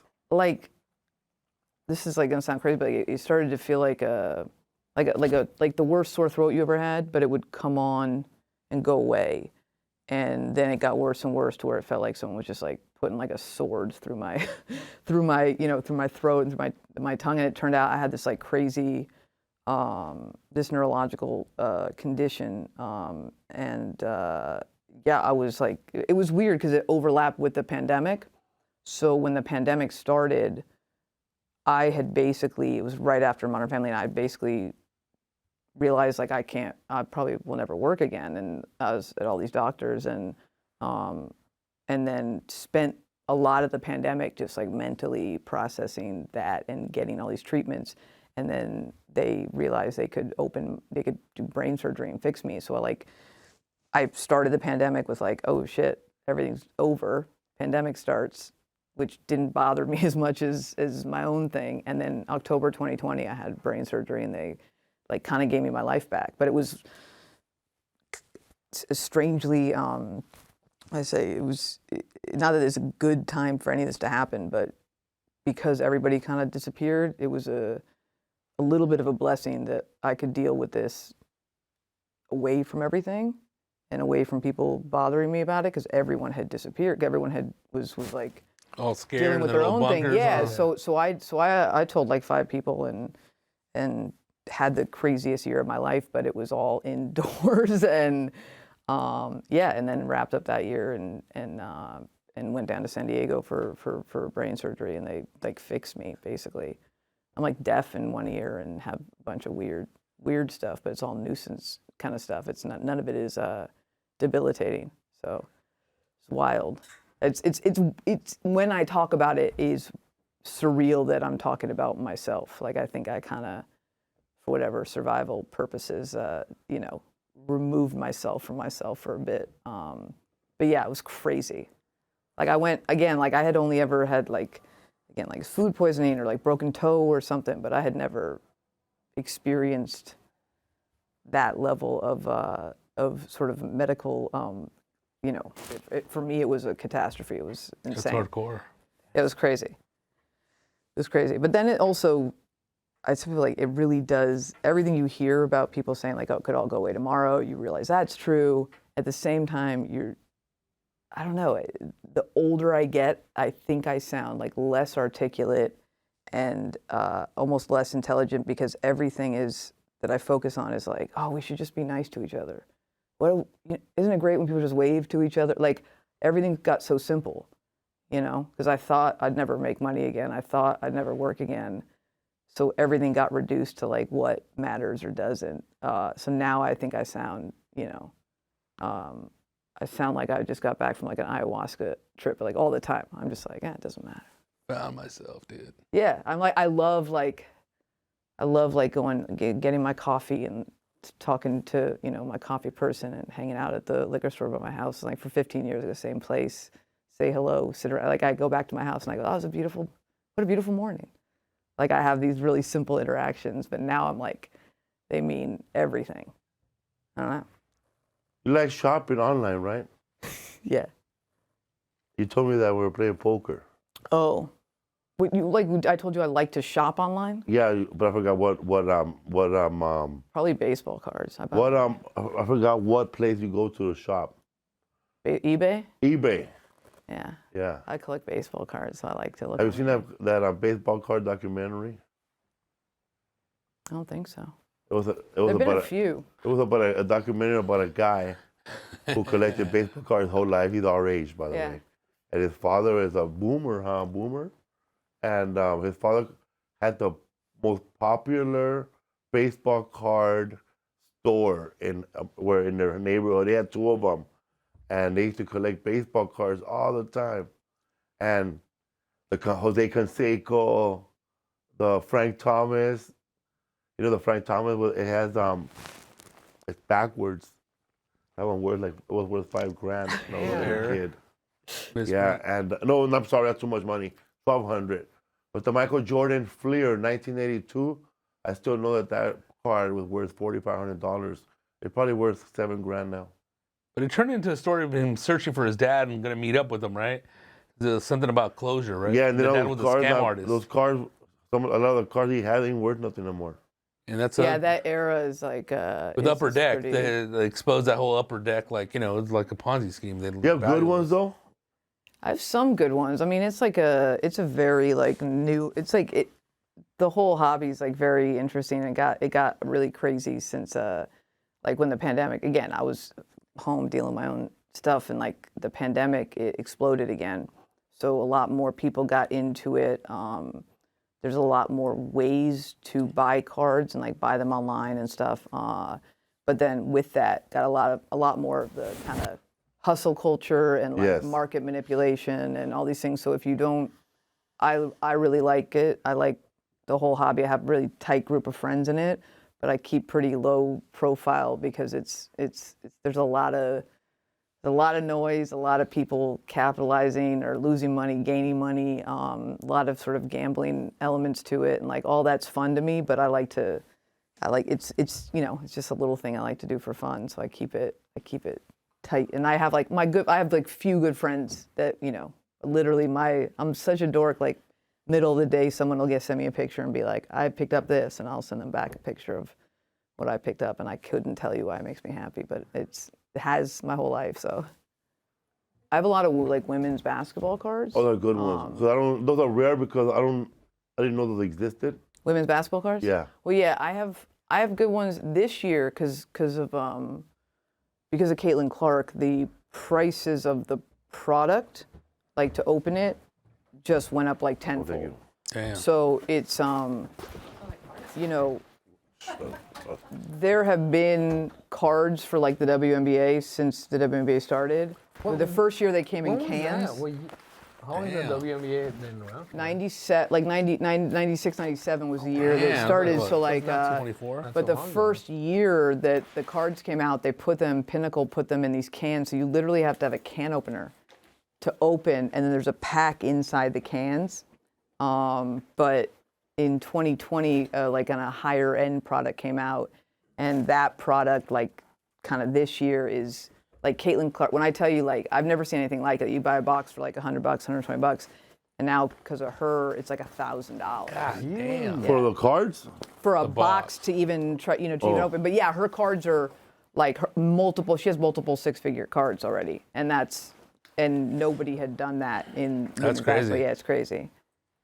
She like took the WNBA by storm, right? Yeah, I mean, people obviously, really, her game excited people who had not tuned in before, and there were a lot of people like I've been a fan my whole life, pretty much. Well, since I was since I guess I was like 16 when the league started, and before that, the '96 Olympic teams. This is like, I loved all this stuff, so for me, it's been great to see more people jump on board, but it has been like a lot of, like with everything, like nobody would know this from the outside in, but the drama and stuff online and in media and stuff, just with so many new people talking about it and so many new people wanting to be the voice that talks about it, and old fans being like, that's not how we do it, and there's all this infighting. And that's like another thing, like with cards, where I'm like, I'm so grateful that I have a job and a life outside of these worlds, and I just have to like put on my blinders and keep enjoying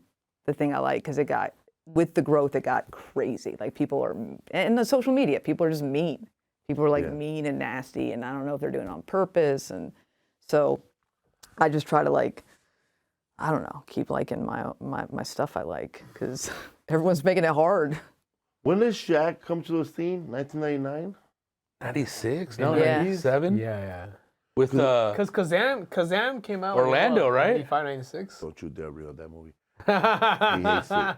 Had a rap album When I too. came out of rehab with the 90s, early 90s, so when Shaq was was a rookie, I started collecting baseball cards again because I needed something to take my mind off. I need to get addicted to something else. Mm-hmm. When I came out of rehab, right? Bro, I got hardcore into like baseball cards. Like I used to buy the Sam Beckett book every month to see how much the cards are worth. I had one for baseball and one for football and basketball.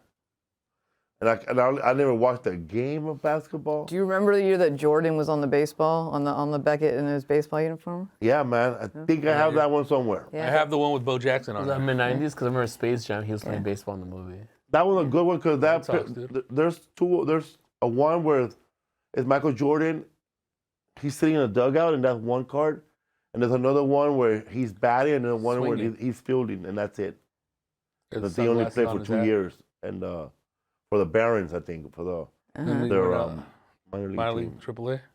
So did they let Jordan join baseball He had to go through the because ranks. of the name? He joined in the minor league, never made pro. Oh. He played with the White Sox a couple games, right? Oh, did he? I don't know. Wait a minute. He had to be Yeah. pro because he had Yeah. a card. Yeah. Yeah. Yeah. But he did go up. I don't think he did AA, did AAA, and then went up to the Sox. But I mean, it was a challenge. I was watching the NCAA game once, right? And it was I don't know who it was, but one of the coaches, she used to play in WNBA in the early 90s or early 90s.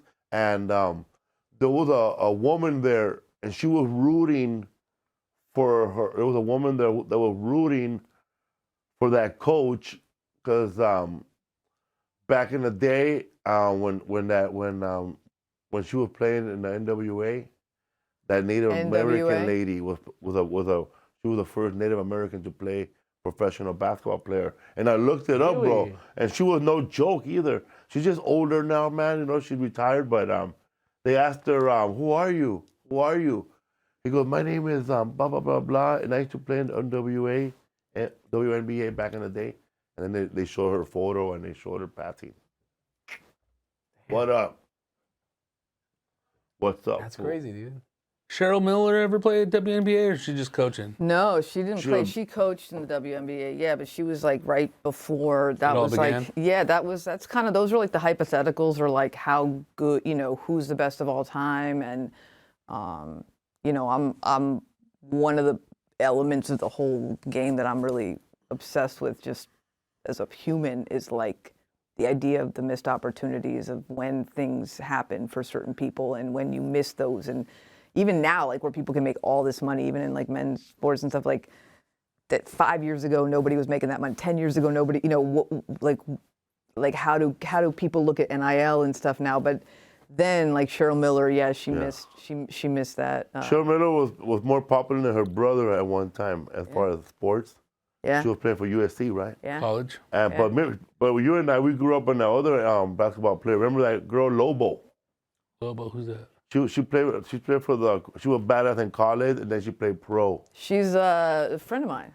Yeah? Yeah, she's She was great. badass, I literally, it's so funny because I feel like such she's great. She's, You know what I'm talking about, right? Yeah, I was literally just in You Connecticut don't remember with her. her? No, Lobo who? Lobo what? Rebecca Lobo. She Rebecca played, Lobo, yeah, bro. she played Who? for New York. She's, I literally was She's a just, professional basketball player, but she was big in college when we were hanging out. yeah. Yeah, Cheryl Miller, I only know her because she's from Riverside. She was Yeah. big when Reggie Bush was big for USC. Lobo. Yeah, Rebecca Lobo played for UConn. She just over Christmas, New Year's, she took Short clip, bro. Rebecca Lobo. I took my aunt and uncle, and Rebecca met us at a UConn game, and she got us tickets, and I got to take my aunt and uncle to see UConn, and they lived by the school for 50 years, never gone to a game, so it was like thrilling. They got to. You don't remember her? Nah, dude.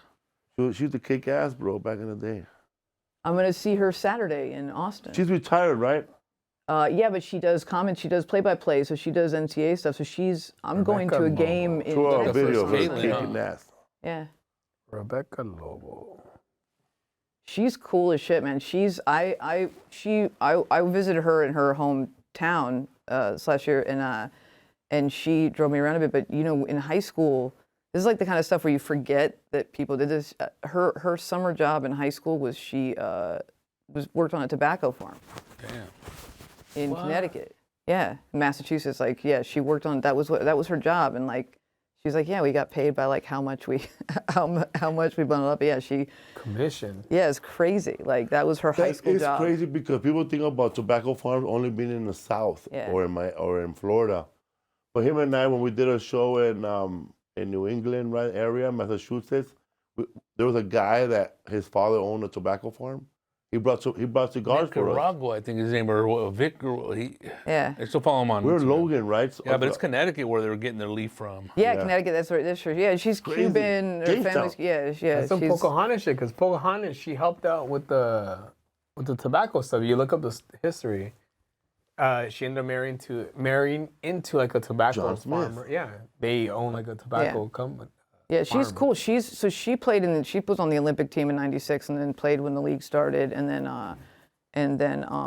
became did play by, just became a sports commentator. So she's been covering NCAA stuff and WNBA stuff now for a while. But yeah.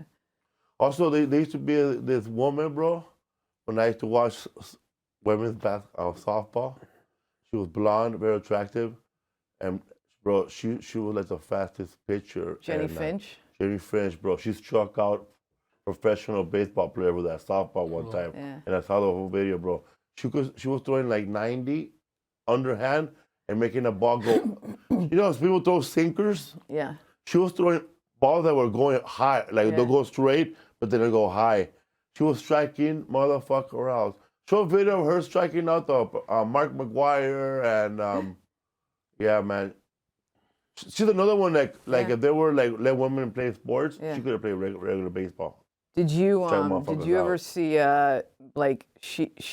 before her? There's a woman named Lisa Fernandez that became a coach at UCLA. That's old school right there, man. That's from the 80s. She's like the GOAT. Yeah, she's like, Lisa Fernandez. When I was like a kid, Lisa Fernandez was like, if you had like a Lisa Fernandez bet, and like, oh, Lisa Fernandez is going to sign at the tournament. Like that was, the people I thought were like the biggest stars in the world when I was a kid were just like, it's so funny because so many people love women's sports now, or more people do. There's still a lot of, I say like half male comedians are. They still hate him, and they like to talk about it. She's gonna picture them. No match, dude. Oh my God, she's gonna picture them. Look, boom, nothing. Watch, check it out. Who's that? Ricky Henderson? Yeah. She's kind of like. Oh, dude, that's tight.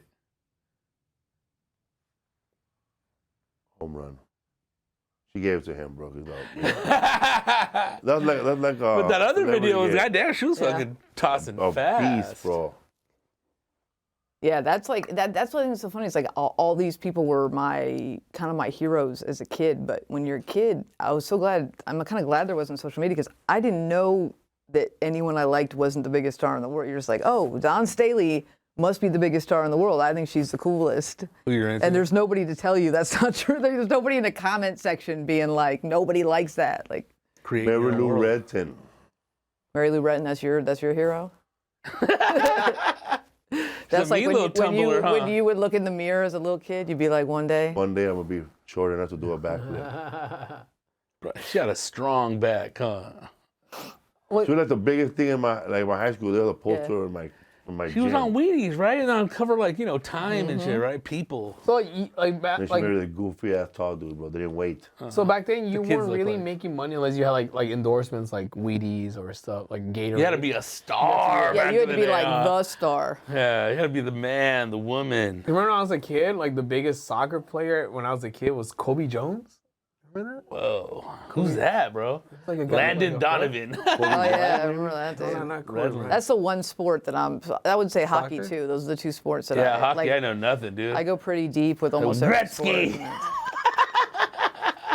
I was watching. As a matter of fact, I was watching USC. Mario Lemieux. I was watching UCLA play last night. Hockey? No, regular basketball. Men or women? Men. Their women's team is #1 in the country. Wow. Yeah, Go Trojans. And USC is phenomenal, and they're both. You guys, they have 2 more games this season. If anybody is out there wants to go to a game, USC at UCLA, UCLA, USC. 2 more games. Is that the rivalry right there? Well, now LA basketball kind of had not a less hyped period. Now it's both teams are great, and USC's got this player Juju Watkins who's like potentially could potentially be the greatest. UCLA got the Hawkes girl, his sister. Oh yeah, Gabriela Hawkes on UCLA, and this girl Lauren Betts who's fantastic, and this girl Kiki Rice who's fantastic, and like all these teams, it's as someone who played in high school was never great to watch how good like a 13-year-old is now, like a great 13-year-old. It blows my mind. Like that was why for the last like 5-6 years I'm like, guys, I kept telling people I don't think you understand what's about to happen, because the basketball I was watching on these little clips online was like so much better than anything I'd seen. And I was like, it just evolved. The level like of crazy. the game they're playing. Yeah, it's amazing. So it's progression. It's just like Yeah, and it also got, it's I like, know it is because that goes Right. with any other sports. Like even like so strange, skateboarding. dude. Yeah. Women's skateboarders are Yeah. fucking killing it right now. Yeah. Like they're Dependable. right now they're Yeah. at where guys skaters were like 20 years ago. Like Yeah. it's just they're catching up. they're It's catching, yeah, crazy. it's like, what do you Yeah. expect when people you get a 50-year late start, like in actually even being able to play, and now, because people can monetize and stuff, there's going to be more, more kids kind of dedicating themselves. Yeah. But it's crazy. But it also, I will say, like, Just gets crazier. The moves. it's the tricks, crazier, it's everything. awesome. And then the best thing was there have been great players, there have been great players over here, phenomenal players, like Candace Parker, Maya Moore, like all these players over there, Diana Taurasi, like doing great things. Now, if someone tunes in because they liked Caitlin Clark and they put on the game, there's all these other great players that didn't, pop on social media or whatever in like the 5 years before. But now there's this parody. There's a whole platform where they go, oh shit, this is like a good game. This is like fun to watch. So I don't know. It's exciting for me. But like I said, there's a lot of inside drama that I'm so grateful I don't have to. The tickets are expensive now. Yeah. That's the other thing Because too, of- where people go like, I can't afford the thing I used to afford. Like people get mad when there's growth because there's so much change and there's so many new people, and then all of a sudden you got like I should get in Stephen here A. with or whatever Clipper talking ticket about it who stubs. never did before. Okay. What do you mean the stadium is cashless? Because like That's weird when it's cashless, huh? I mean, Everything. I went to a digital, concert. baby. Everything was cashless. it's all bro. tapped now with your phone, dude. Yeah. That's how they can keep track on. all CNI, bro. You can't steal shit even though you think you can. Huh? I remember I'll figure it out. like 20 years ago, like when you'd watch like a competition with girl skaters or like just videos, it'd be like, they skate like a girl. But now they Skate, skate so smooth where it's like it's like, oh, that's fucking that looks cool. Like it's not about she skates like a girl. It's like more like she skates badass. It's like Yeah. Trailblazer. dude, yeah, it's crazy. Yeah, here's the thing. I like all sports. I like men's versus women's. Like I like all sports, so it never. I would say half the time I'm in a green room or something. If women's basketball comes up, it's like this. There's still somebody that goes like, yeah, but like it's not as good. Like there's somebody that has. I'm like, Yeah. I don't even Try to knock understand it why you down, huh? have to have the argument. It's so strange to me. Like I Put don't this even. put this guy up man. against a fucking Cavemen are one still of those around, basketball dude. But players. it also doesn't even. Basketball. It's such a strange thing to have to argue. Like I don't even get mad. I think it's an embarrassing trait that somebody's first impulse is to go like. Fools are crazy, man. Like no one's making anybody watch anything. What That's are you not talking traditional. about? Dude. Put this guy up What against did you like about women's ba- basketball? The women part. Bush Escobar. No, but it is, and you can like Bill Burr to me had a really funny. Like his WNBA joke was hilarious. Like you can do funny jokes, but to me there's almost like a regression in a lot of guys when they talk about it, where it's not even. I'm like, tell me a funny joke, and I'll laugh at your funny joke. But all you're saying right now is like, why are they trying to pretend it's so good? Like, it's just they regress into like 14-year-old boys. So funny. Eric Spears had a joke too, but I forgot how it goes. Eric Spears. A lot of black comedians had a WNBA net joke. Yeah. If it's any good joke, I'll like any I good don't joke. even know Bill Burr's joke. Oh, it's just yeah. You It's know that women's soccer is huge in Europe because Is it I have really? a soccer 25 on my Switch, yeah, and I switch over to the women's soccer, bro, It's and banging. banging, bro. yeah. I think you make more money playing professional soccer as a woman in Europe than you do in America. Because there's a Premier League for women, and there's another German league for women.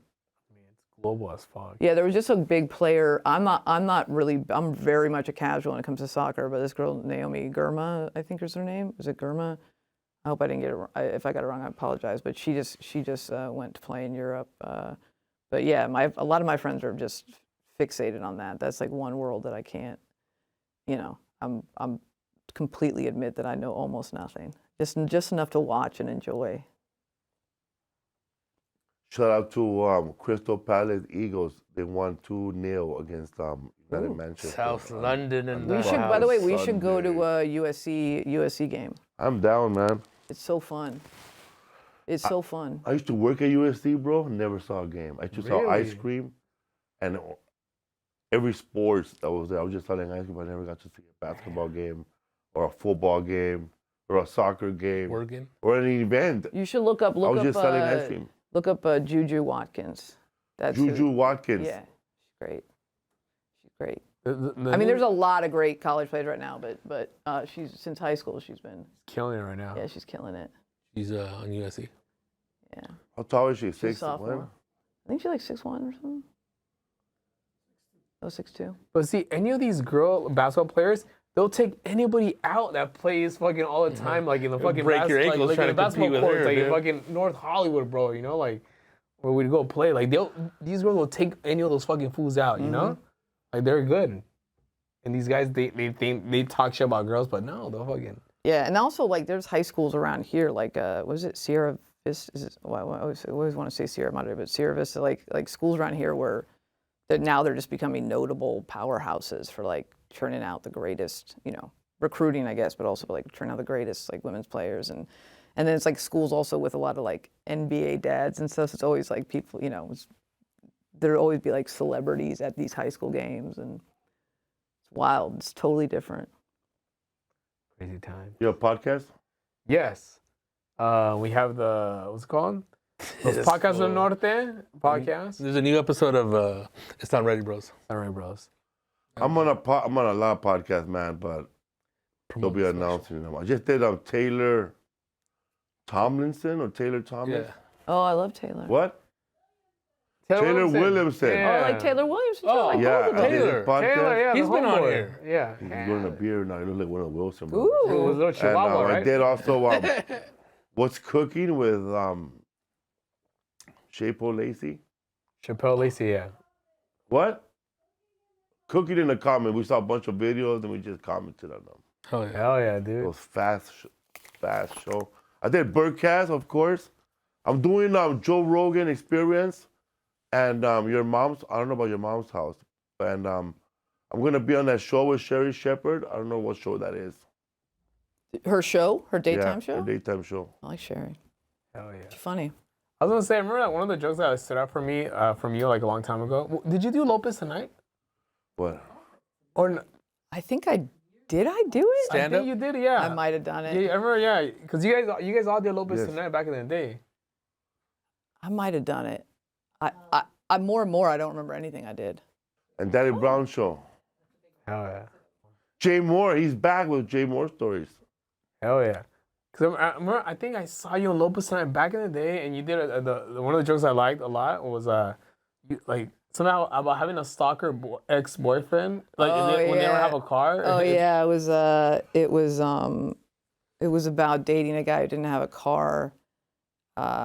What's it? It's like, oh yeah, at least when we break up, he'll have a really hard time stalking me. Yeah.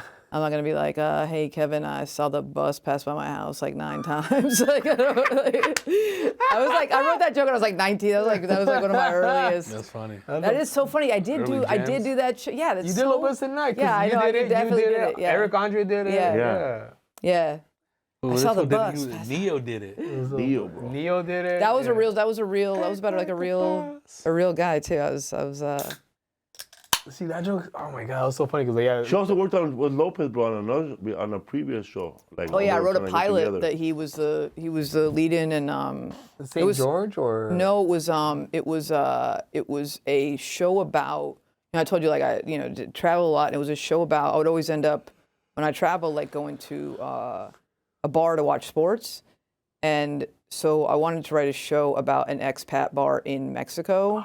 so But cool. so George played a guy who basically moved back to Mexico to like take white people's money in Mexico. Like it was like these expat bars that I would end up at Like were like a Rodrigo lot or of people from just around the world even like, and would be like some like little Australian girl working behind the, a lot of people who just wanted to like stay and surf. And I thought it was like an interesting place to set like a Cheers type of show.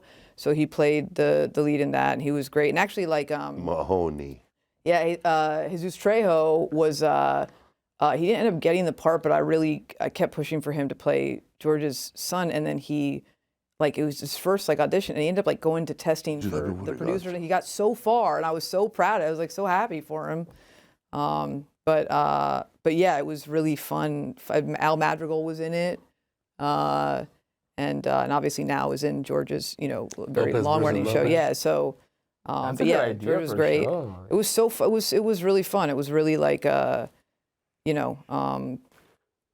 thought it was you know, a nice setting. I always try to think about like places where just everyone's coming together for like a shared, you know, different people coming together with a shared, you know, kind of simple purpose or passion or something, you know, like sports or just like, oh, we everyone around us at this stadium or this arena, we don't know anything about them, but we all love this one thing. So You know, like it goes back to your friends, the coffee shop. yeah, Like, yeah. It's just like, where do people kind of gather? But yeah, it might have been a little like, I don't know, a little nuance. Like, to me, it was like a place that I'm like, yeah, this is. I think sometimes like networks are like, not everyone knows this is a thing. You know, it's like they don't have to. They just start to enjoy it. But George was great. Everyone was great on it. You know. Give some Jesus, bro. Buenas noches. What's up, fool, man? Rest in peace to Ken Flores. You can buy his merch and support his family at the Ken Flores merch. Buy his merch and support his family. What's up? What's your Instagram? People can follow you. Oh, Morgan_Murphy. There it is right there. Look, boom. Oh yeah, that's me. That's me. That's me. There's like a 20-year-old picture of me. Oh, not those. That's me at basketball. That's me at basketball. More at basketball. Oh, a lot of people there. Oh, that's me that's my office from when I was like. Oh, I thought you were right there with him right now. No, that's. He did comedy for a minute, huh? He was doing it, yeah. You on every comedy show with me. Yeah, dog. That Little was, Felipe. And her and I were on that show, bro, after midnight. Oh, that was me talking about basketball. 3 curly hair people, bro, after midnight. That's the card. That's my card of me. Someone gave me, found that. Tight. That's fun. You gotta have hobbies. I don't know what people do who don't have hobbies. Yeah. You gotta like weird little stuff. That. Hell yeah, man. I'm learning graffiti now. What's up, fool? Check out my bombs. I collect Check out skateboards. his bombs. That's my hobby. You want me to help promote your bombs? Yeah. Thank you very much to Morgan Murphy, man, for being on the show, man. Oh, Thank you for having me. And Rodrigo Torres. yeah, man. We gotta Take go a get picture. dental work. We got it, Do you bro. want to Molar City? Molar City in Arizona. I'll go with you guys to get dental work. Let's go. Molar City, bro. Molar City, yeah. Who would have thought? Let's Let's give a Take a picture. Who would have thought?